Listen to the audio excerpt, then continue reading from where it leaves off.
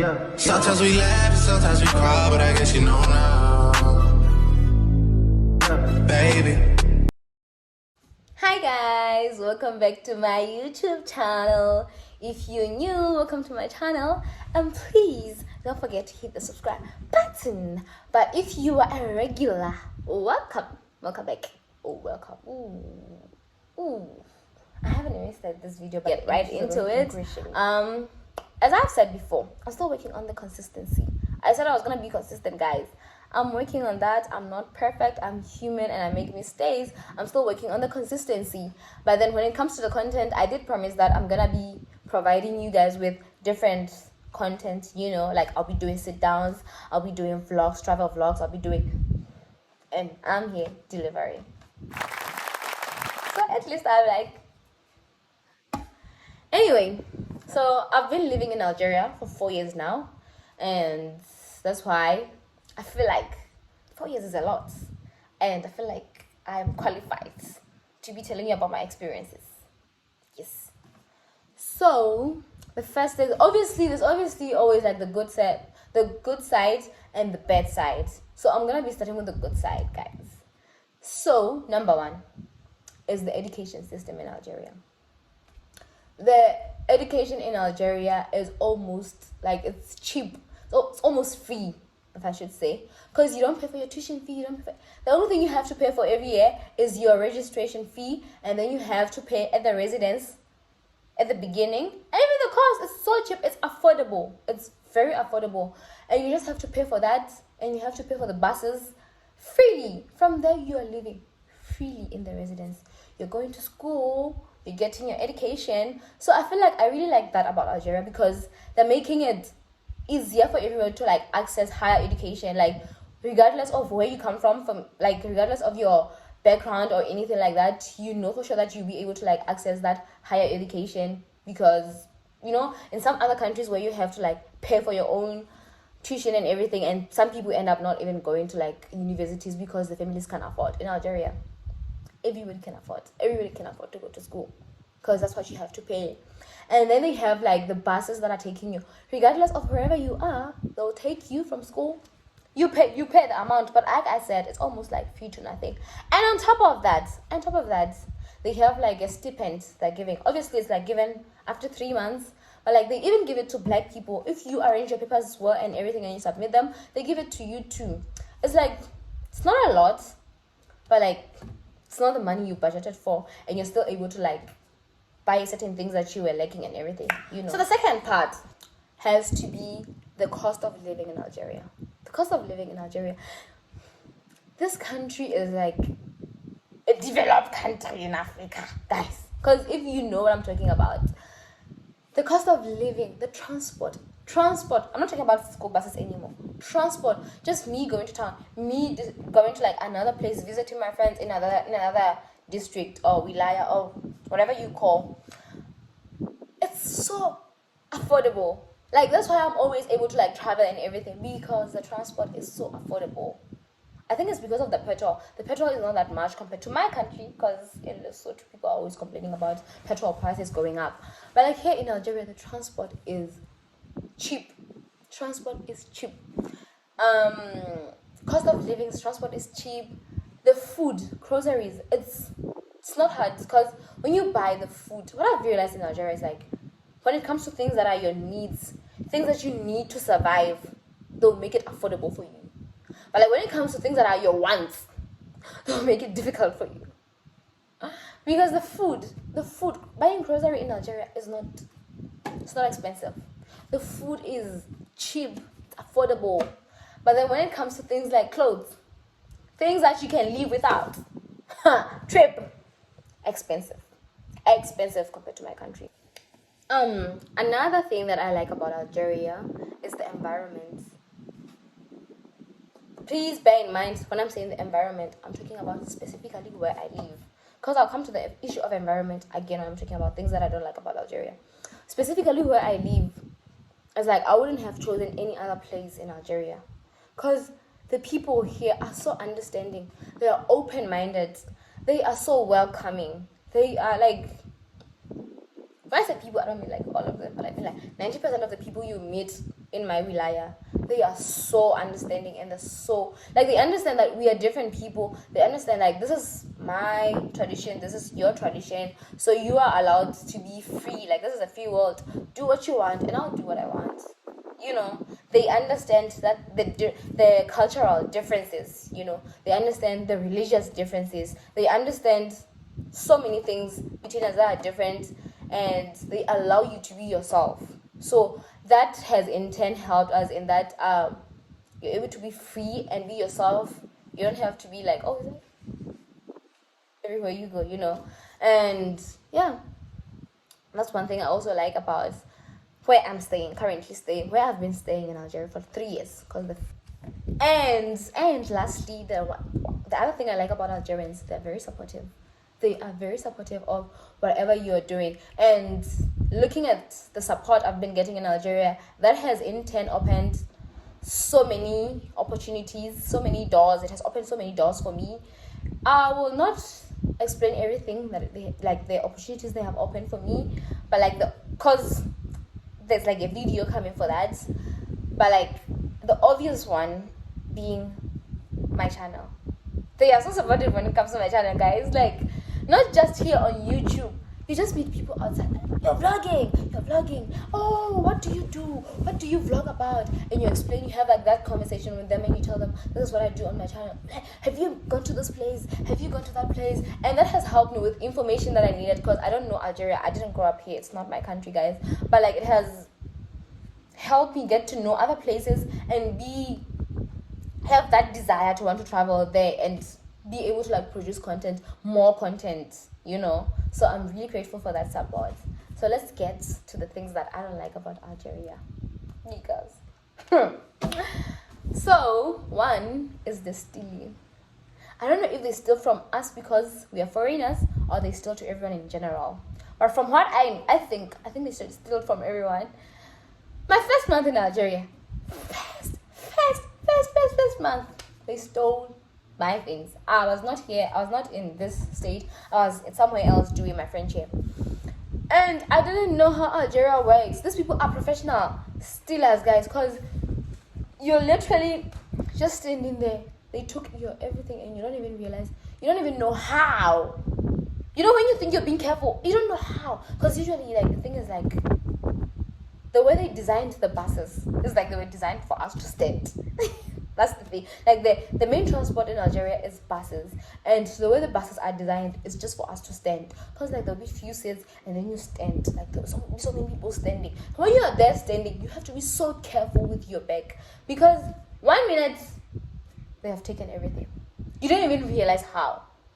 But what was said about it was the fact that there were other people who saw him but did not tell me. They only told me after this person had gotten out, and they're like, check your bag. And by the time I was still not even understanding French. It was like I had only 1 month, and they're like, check your bag. And by the time I checked my bag, everything is gone. My passports, I feel like the person thought like the wallet had money. It didn't have money, but it had my important documents. I had my 2 passports, because everywhere that you have to travel at the time, we didn't have like legal documents, the cards they use here. We had to travel with our passports everywhere we're going to show that we are legal, because they had like visas. So the bag, there was like a small bag. It was like in my bigger bag. So it had like, I feel like this person unzipped my bag without me even realizing it, and took the wallet, thinking it's the wallet, took the wallet, and it had my 2 passports, it had my yellow cards, and what else? Like the traveling documents I had taken when I was coming to Algeria, and I never really found them. I tried to like make a declaration at the police and everything, but who knows, maybe that person just kept the things in their house or anything like that, and I never really found them. But then I think it was like later on, 6 months into Algeria, and I was so sure I'm being careful, and they stole my money. My wallets, they stole my wallets. My wallet had 2 bank cards, the MasterCard and the Visa card. And the money, I didn't care so much about the money. I was caring so much about the cards. And that day, it was not just me, because they stole me personally, my cards, but from other people I was with, they stole the phones, they stole professional, because we don't even know, how did you guys see? But the thing that you will always be surprised, there's always someone who saw it, because they'll be like, after the person has gotten out, they'll be like, check your bag. Do you still have your wallet? Like, why couldn't you alert me the minute this person was busy unzipping my thing? Like, I'll never understand that.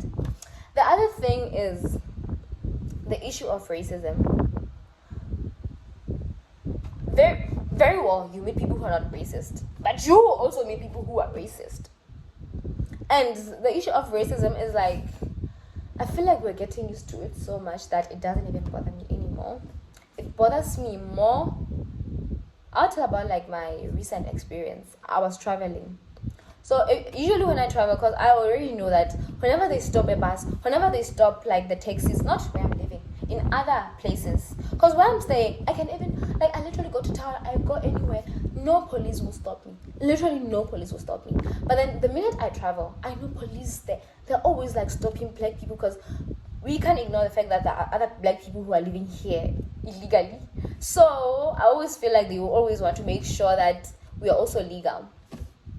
So I'm always traveling with my katsiju anywhere that I'm going. Even town, I'm traveling with my katsiju. By that time, I was like literally traveling with a taxi collective. I'm going like to a different state. And this police person is like, out of all people in that bus, picks only me. And then obviously I'm black and I understand that. So I take out the katsiju and I show him. That should like convince him enough that I'm legal, right? In my, like, from my expectation is like, I've showed him that I'm legal. So that's like, usually that's like, okay, good, you're good to go, we can just leave. No, he asked the taxi driver, where is her luggage? Not, you know, like the taxi takes like 7 to 8 people. Out of 8 people, only my luggage. And then he takes out my suitcase and he starts unzipping. He goes through my things. I don't know, maybe because I'm black, I'm carrying drugs. I don't know. Or maybe I look like drugs. Or maybe I look like something that is illegal. I'm carrying something that is illegal in my bag. So he goes, and at this point, it's actually like, most of the time, like, I have grown that thick skin when it comes to the racism and everything. But at that point, it's really like irritating me, because I'm like, certain people are there in the taxi waiting for me, because now that mistake was them having to travel with a black person. And now they have to like wait for me, for this policeman to search. And the taxi driver keeps on saying, don't worry, he's doing his work. I understand he's doing his work, but like, does it mean because me I'm black, it's me who's carrying illegal stuff? Why can't he search like all the suitcases in here if he's doing his work? Like, check every suitcase in this taxi. Why only my luggage? So he's there. So usually when I travel, because of like the experiences I've told you guys about the stealing and everything, I travel with small money. Like I travel with like a small bag with me, and I have like this small wallet that I put in my bag. I'll be like putting like transport money and everything, and then I also have like this big wallet that I always put like another money that I'm gonna be spending in that city where I'm traveling. I put it in like that big wallet, and I put it in a suitcase, because I don't want it like, if anything happens to me, if people get to like steal from me, at least I know that my luggage is there and it's safe, you know, at the back of the car. So he goes through the luggage, like with the suitcase, and he finds this wallet. This person is literally opening. Like, that day I was so pissed off. I even wrote a Facebook post about it, because I was so sad. I was like, this is invasion of privacy. Now you're going through my money. Like, what could I possibly put in my wallet?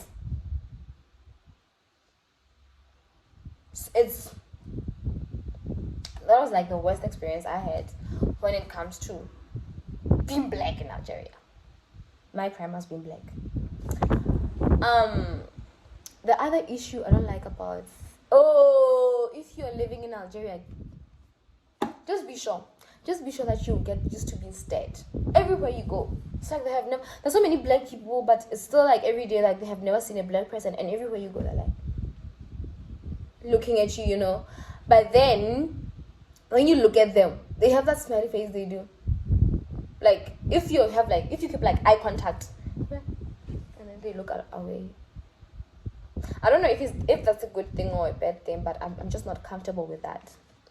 I'm just not comfortable. Well, personally, I'm not comfortable with that. Another thing about Algeria, the language barrier. I've been here for like 4 years, but the language barrier, guys. There's some things that I still have to like, because I did not understand. The language barrier is real, guys. Like, that's one thing about living in Algeria if you're an Anglophone. Another thing that I don't like about Algeria is the fact that some other people who are living here don't want to learn about any other African country except for Niger and Mali. Every time they see a black person, they're going to ask you if you're coming from Niger and Mali. So the only two countries that existed for you is like Niger and Mali. There's no Lesotho. And when it comes to my country, guys, it's a struggle. Because if you know, because I'll just be avoiding a long conversation. I'll just be like, I come from South Africa. Because nobody knows Lesotho. Even other African people from other African countries don't know my country. You always have to explain.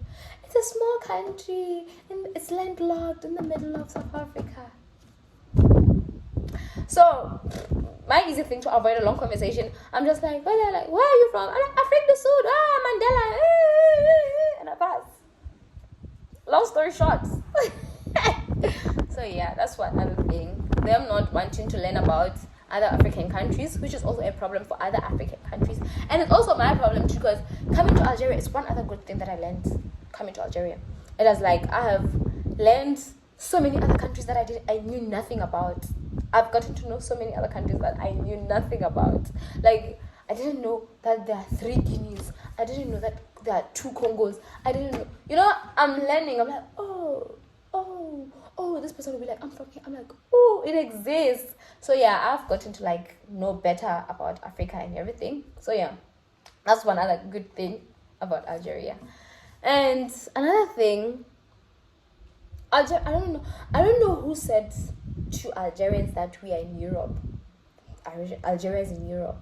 Because every time they see you, they're like, Africa. Or they call you Babaya, or they call you whatever. Like, Africa. You know, they're always, I don't know, like, I'm also in Africa. You know, they'll always be like, me, I'm a good person. I'm not racist. I love you Africans. And I'm like, I understand you European. Like, yeah. So yeah, I hope nobody got offended by the video. That is just like my experience about Algeria, and this is the end of Algeria. Where I was wrong, I stand to be corrected. So yeah, I'll be producing more content, guys. I'll be producing more content. I actually wanted to travel somewhere, but the heat somewhere in Nigeria, we're in summer right now. The heat, guys, it's unbearable. You can't just even go out. Even sitting in your own room, you know, there's like a hot air coming in. You're just opening the window and there's like hot air coming in. It's impossible. It's unbearable. So yeah, guys, I really hope you enjoyed the video. So stay tuned. There'll be more videos coming. Obviously, the one that has to come after this has to be a vlog. That's a promise. So yeah, guys, I had to cut out the outro because I'm only realizing when I'm editing the video that there was like prayer sounds in the background. So out of respect, I would like to like cut it out and do like a normal outro. So what I had said was like, this is the end of the video. So if you are studying abroad or anything like that, you can comment with your experiences as a foreign student, either you're in Algeria or anywhere that's like not in your country, a foreign student, you know, like in a different country, you know. Yeah, so I really hope you enjoyed the video. Give it a thumbs up if you enjoyed the video. I really hope you can hear me because there's so much wind. And yeah, till I see you next time, guys, stay tuned. Thank you so much for watching.